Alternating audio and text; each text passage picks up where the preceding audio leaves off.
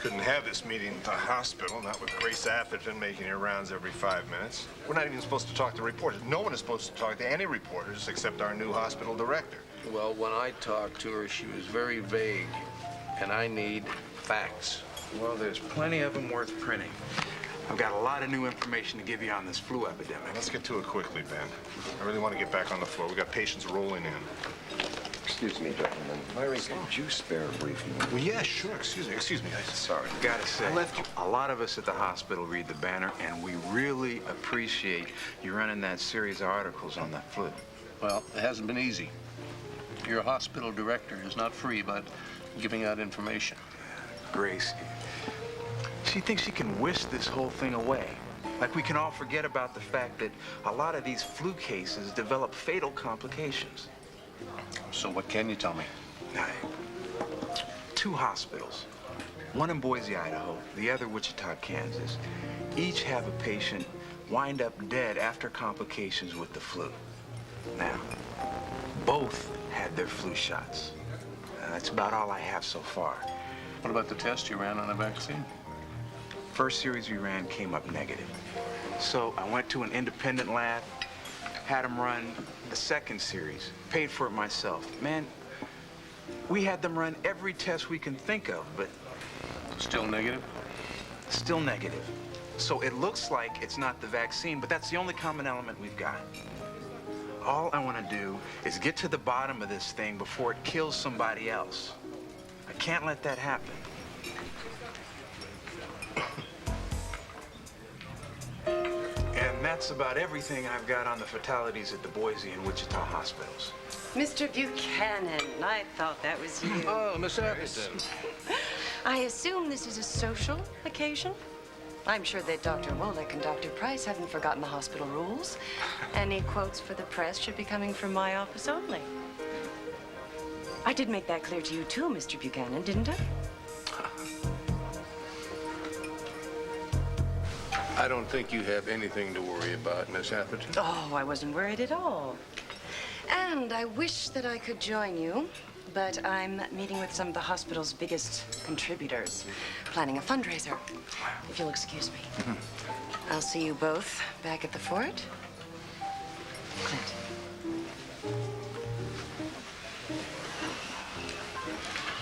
All right. Where were we? Well, at this time, I'm afraid we're flying blind. These complications appear with no warning. Sometimes when they have the flu, sometimes when they're supposedly recovered. And the vaccination is the only element we've got in common.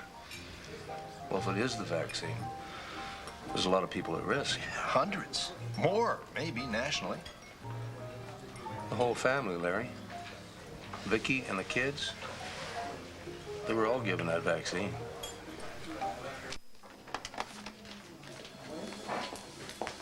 I might have a chance for a breakthrough if I didn't have to tiptoe around our noble leader, old stone-faced Grace Atherton. I'm telling you, Sheila, if one more patient dies while she's pinching pennies... If you're not too busy, Doctor. As a matter of fact, we're right in the middle... Ben and I were just finished, weren't we, Ben? I have that meeting on radiology, so excuse me.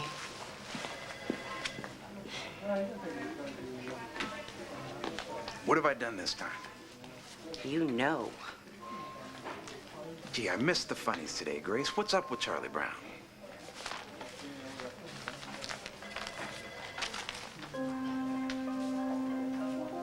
You're the unnamed source for this article, aren't you, Dr. Price?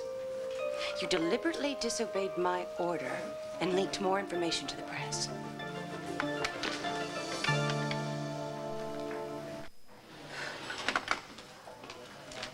People are dying, Miss Atherton. And I still believe that the vaccine has something to do with those deaths. I couldn't live with myself if I didn't urge everybody who got that vaccine to be on the alert for symptoms. In other words, you're above the petty rules and regulations the rest of us live by. Like when the hospital director issues an order barring contact with the press. The rules don't work, change the rules. That's your problem, Dr. Price. You think you're a law unto yourself. Well, guess again. I bent over backwards to let you pursue this theory about the flu vaccine. It's more than just a At theory. great expense to the hospital, I might add. And your research turned up nothing. But you couldn't accept that.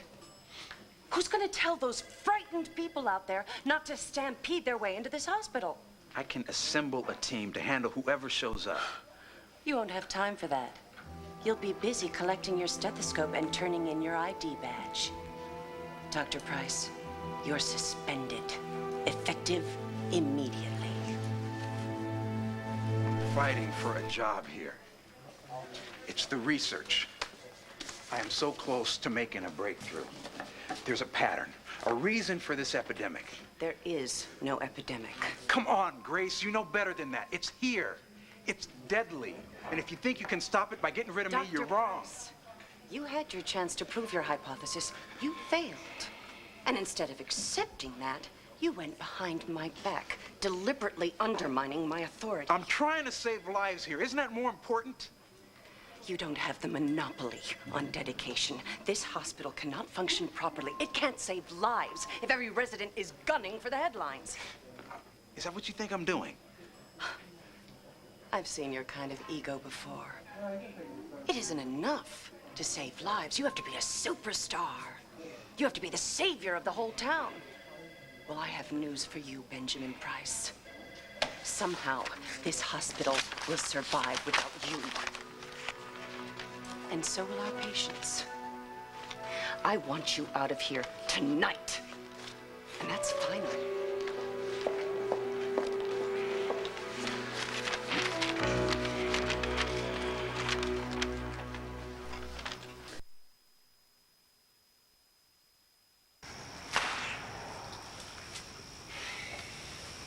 The light's much better inside.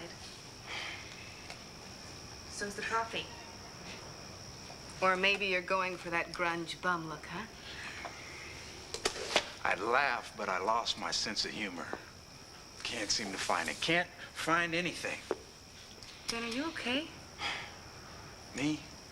I'll live. But all the other people... Man, looks like you got a lot of work tonight, Rachel. Ah, trying to get rid of me, huh? Won't be that easy. Immunology? Viral pathology? Not exactly summer reading. Ben, you're still looking for the cause of that flu bug, aren't you? I was, but it's not my problem. Not anymore. Okay, we're setting up a special ward for patients who've contracted this virus. Make sure you wear a mask every time you go in there. You know, we can't be too careful. Especially you. Marty. Marty. Did you hear anything I said? I'm sorry, Sheila. I just keep waiting for Hank to come in and give us the decision about Todd. You sure he didn't leave any messages? No, nothing for me. Or for you. Doesn't make sense. There should be some kind of answer by now. Ray, what brings you here? Hey, Sheila, Marty. Well, I thought you two would know about this. Know about what?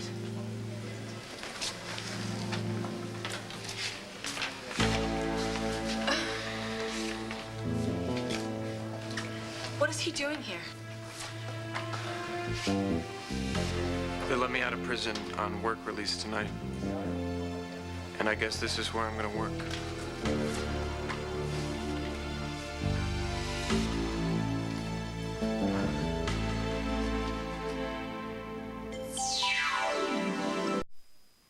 It's not possible. Governor didn't. He couldn't. He made his decision earlier today, Marty.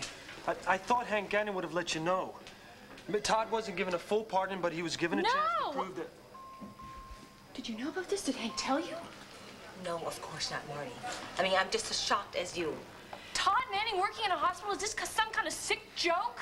He should be behind bars. That's where he belongs. This wasn't my idea, Marty. Come on, Todd, let's go. We still got some Believe papers me, we if gotta it was up process. to me, this is the last place I mean it, Todd. Let's go.